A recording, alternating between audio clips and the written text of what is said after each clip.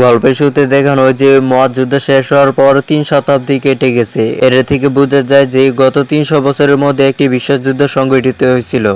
যুদ্ধটি সারা বিশ্বে ব্যাপক ধ্বংসযজ্ঞ ঘটিয়েছে। বিভিন্ন দেশের মানুষের বাসস্থানে একটি ভাসমান শহরকে দেখানো হয়। জানা যায় যে শহরটির বাসিন্দারা পৃথিবীতে তাদের বর্জ্য ফেলছে। একদিন একজন বিজ্ঞানী আবর্জনা স্তূপ থেকে একটি রোবট খুঁজে পান। সে কোনো সাধারণ রোবট ছিল না, বরং ছিল মানুষ এবং যন্ত্রের সমান মিশ্রণ। বিজ্ঞানী রোবটটিকে তার বাড়িতে নিয়ে যান এবং নিখুঁতভাবে তাকে মেরামত করেন। তিনি তাকে একটি নতুন শরীর দেন। পরদিন নারী রোবটটি জেগে ওঠে। নতুন শরীর পেয়ে সে খুবই আনন্দিত হয়। এরপর নারী রোবটটি বিজ্ঞানীকে জিজ্ঞাসা করে, আমি কে? আমি এখানে কিভাবে এলাম?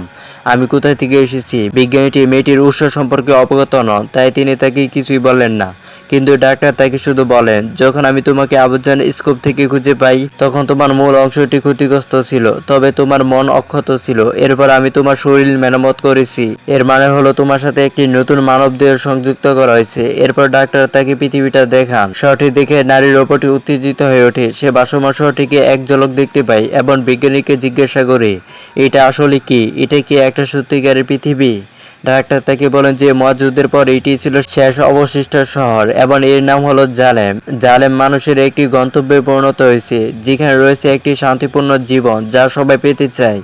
কারণ উচ্চবিত্তরা সেখানে বাস করে আর নিম্নবিত্তরা আমাদের পৃথিবীতে বাস করে। তারপর ডাক্তার তাকে একটি নাম দেন। তিনি বলেন, এখন থেকে তোমার নাম আলিতা। নিজের নাম শুনে আলিতা খুবই খুশি হয়। ডাক্তার আলিতাকে আরো জানান যে আমাদের দেশের সমস্ত বাসিন্দারা জালেমের জন্য কাজ করে, কারণ জালেমে অনেক ক্ষেত, শিল্প এবং কারখানা রয়েছে। এরপর আলিতার সাথে হুগো নামের একটি ছেলে দেখা হয়। আলিতার শরীর দেখে হুগো তার প্রশংসা করে, কারণ তার শরীরটা ছিল রবার্টের মতো এবং যথেষ্ট শক্তিশালী। আলিতা ও হুগো ভালো বন্ধু হয়ে যায়। সে রাতে শহরে একটি মেয়েকে খুন করা হয়। আসলে শহরে একজন পেশাদার অপরাধী ছিল যে মেয়েদের ধরে এনে হত্যা করত। এরপর সে তাদের শরীরের অঙ্গ প্রত্যঙ্গ বিক্রি করে দিত। সে রাতে আলিতা ডাক্তারকে দেখতে পায়, যিনি কোথা থেকে যেন বাড়ি ফিরছেন। আলিতা লক্ষ্য করে যে বিজ্ঞানীর হাতে রক্তের দাগ লেগে আছে। এটা দেখে তার সন্দেহ হয় যে শহরে এই হত্যাকাণ্ডের পিছনে ডাক্তারের হয়তো বা আসল খুনি। পরদিন বিজ্ঞানীর প্রাক্তন স্ত্রী তার সাথে দেখা করতে আসে, কারণ তাদের বিবাহ বিচ্ছেদ হয়ে গেছিল। এখানে প্রকাশ পায় যে আলিতার শরীরে লাগানো মানব দেহটি আসলে তার মেয়ের দেহ। তার মেয়ে আর ছিল না, তাই সে তার দেহটি আলিতাকে দান করে দেয়। এরপর হুগো আলিতাকে তার সাথে একটি খেলায় যোগ দেওয়ার জন্য আমন্ত্রণ জানায় এবং এই খেলাটি শহরে বেশ পরিচিত ছিল। আলিতা নিখুঁতভাবে এই খেলাটি খেলে অন্যদের মুগ্ধ করে এবং জিতে যায়। পরে হুগো আলিতাকে তার প্রিয় জায়গায় নিয়ে যায়। সেটি ছিল একটি বাড়ির ছাদ, যেখান থেকে পুরো শহরটা দেখা যেত।